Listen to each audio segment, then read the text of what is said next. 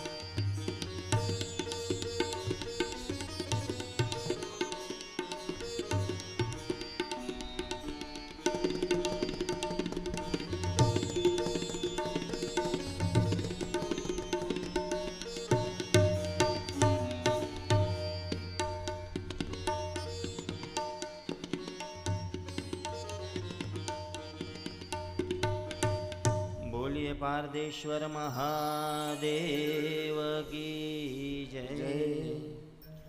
કથાના દોરને ગાડી વધાવતા પહેલા આજે ખૂબ જ સુંદર મજાનો આપણા માટે દિવસ છે. એક તો મહાદેવની મંગલમય ગાથાનો પ્રારંભનો પહેલો દિવસ,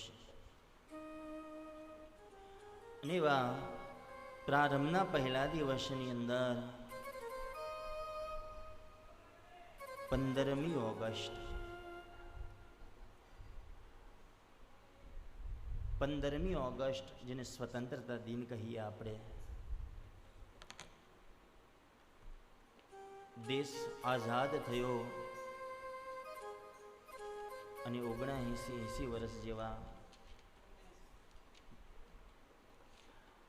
ક્યાંક મારી નજરની અંદર એમ થાય કે આજે પણ દેશ ભલે આઝાદ થયો છે, પણ ક્યાંક આ જગતની અંદર, આ દેશની અંદર બે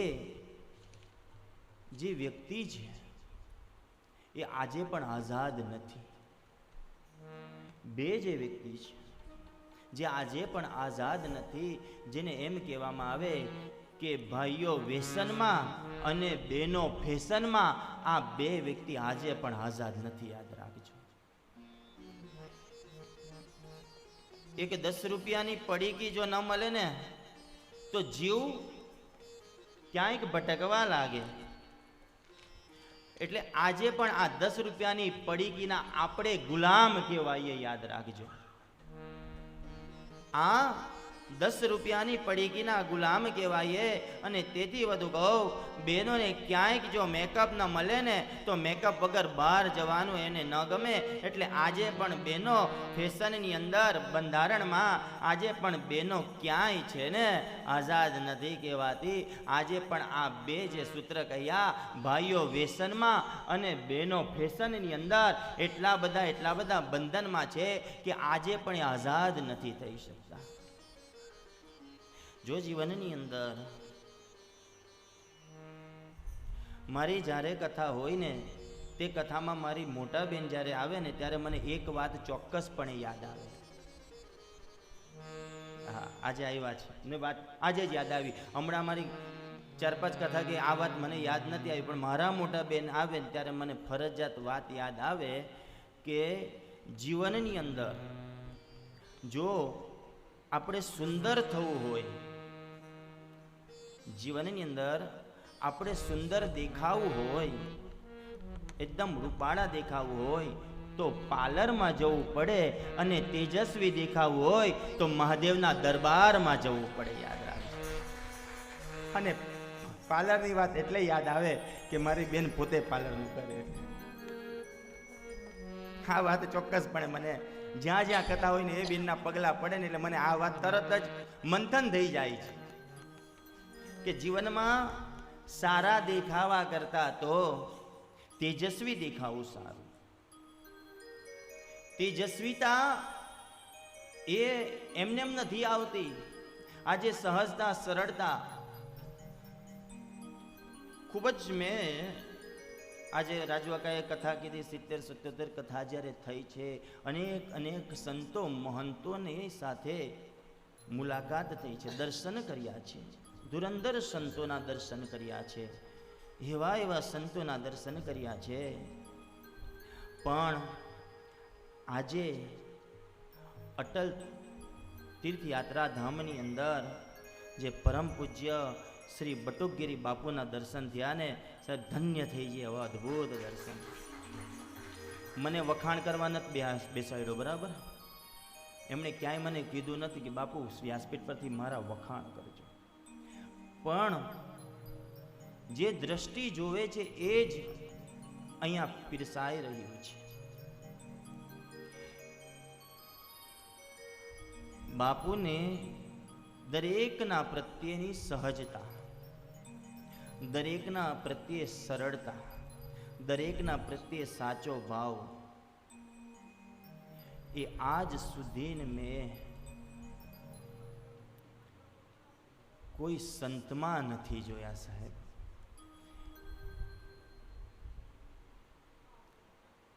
એમને યાદ કરીએ ને ક્યાંક બેઠા બેઠા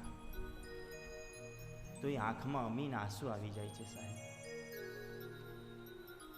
મહાન અનુભવી, તેજસ્વી, દરેક પ્રાણી પ્રત્યે એમને ભાવ પ્રગટ કરે. બાપુની ને મારી મુલાકાત બહુ જ ઓછી થઈ છે.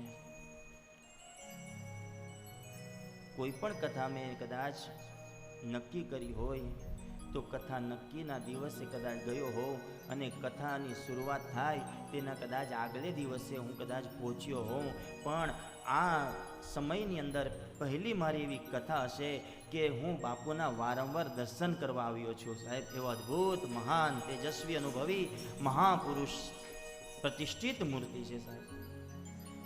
ક્યાંય વખાણ કરવા નથી બેસાડ્યો, ક્યાંક વખાણ કરીને બાપુ પાસે મારે મોટા ચેકે નથી લખાવા, પણ સરળ સ્વભાવ જે વંદનીયનામાં જોઈએ. કદાચ થોડીક વાર 5-10 મિનિટ પહેલા મેં જોયું કે નીચે બાપુ આપણી સાથે બેસી ગયા હતા, બેઠા હતા ને. આ સરળતા છે, આ સહજતા છે.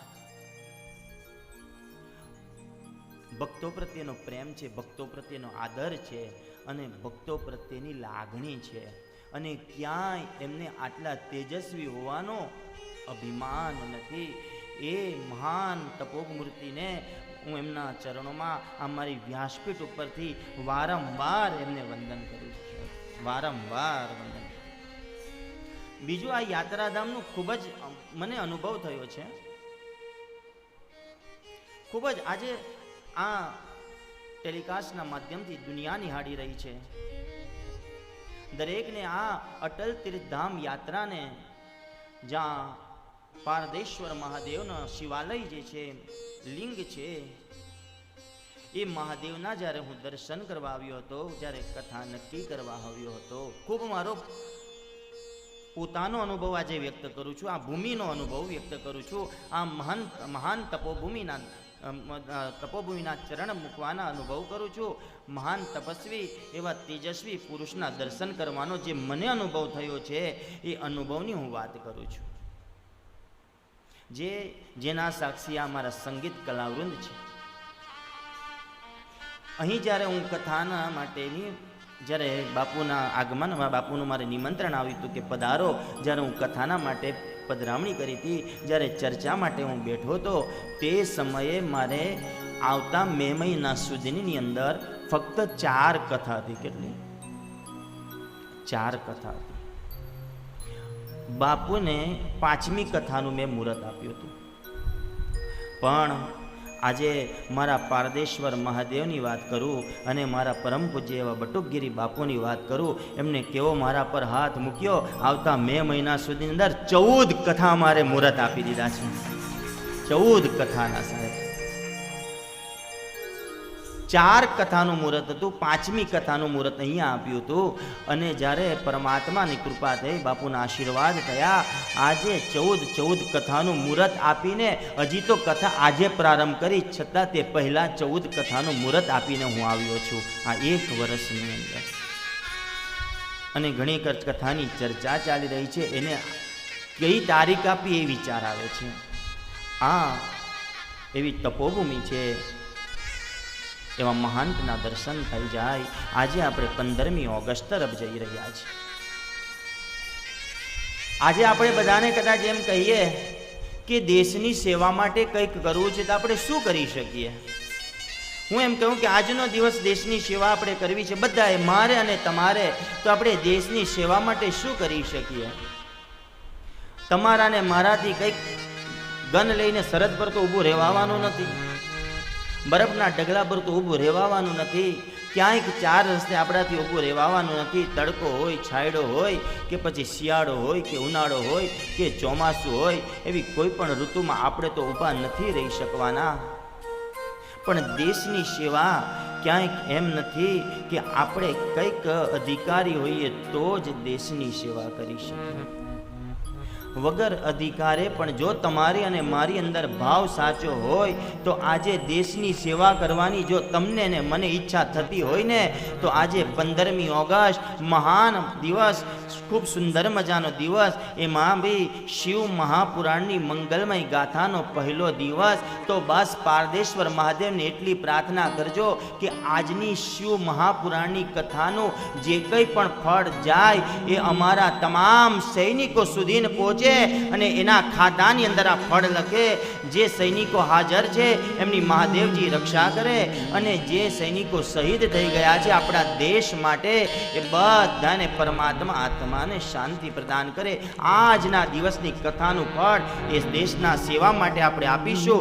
એ જ સૌથી મોટી કથાનું ફળ, એ જ દેશની ભક્તિ અહીંયા બેઠા બેઠા જ આપણે કરવાની છે.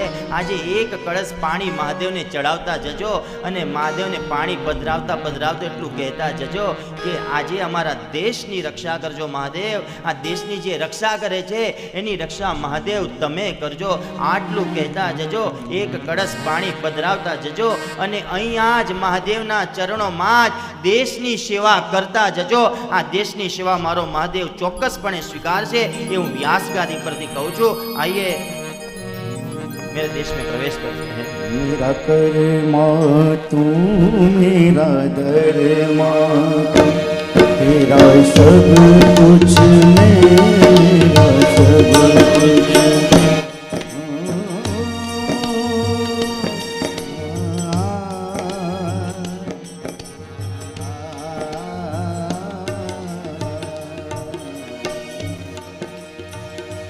हर करम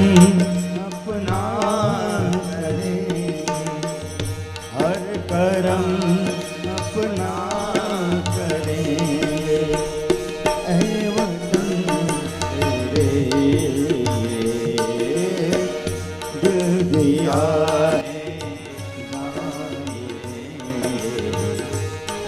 वतन तेरे हर करम अपना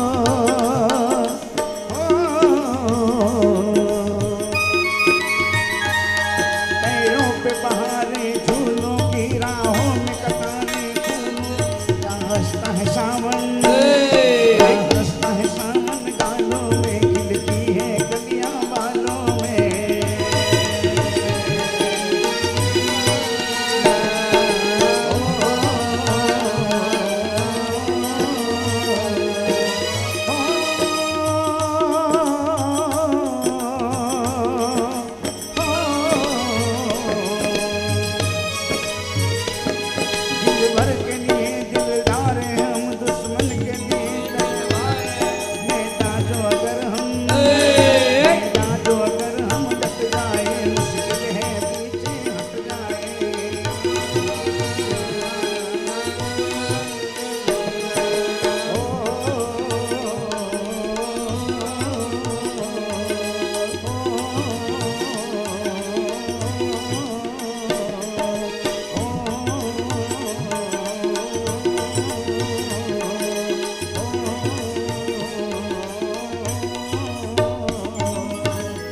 भारत माता की जय भारत माता की जय वंदे मातरम वंदे मातरम वंदे मातरम जय किसान ભારત જેવો કોઈ દેશ નથી, भारत જેવો કોઈ देश નથી, याद રાખજો मेरे भाइयों बहनों। कथा में ध्यान देना।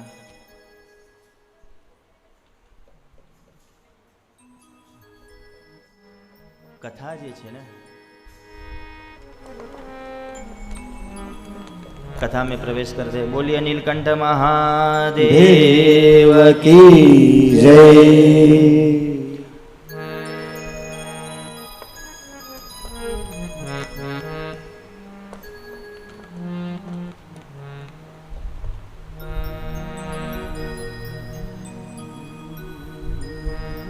કરીએ ચાલુ કથા।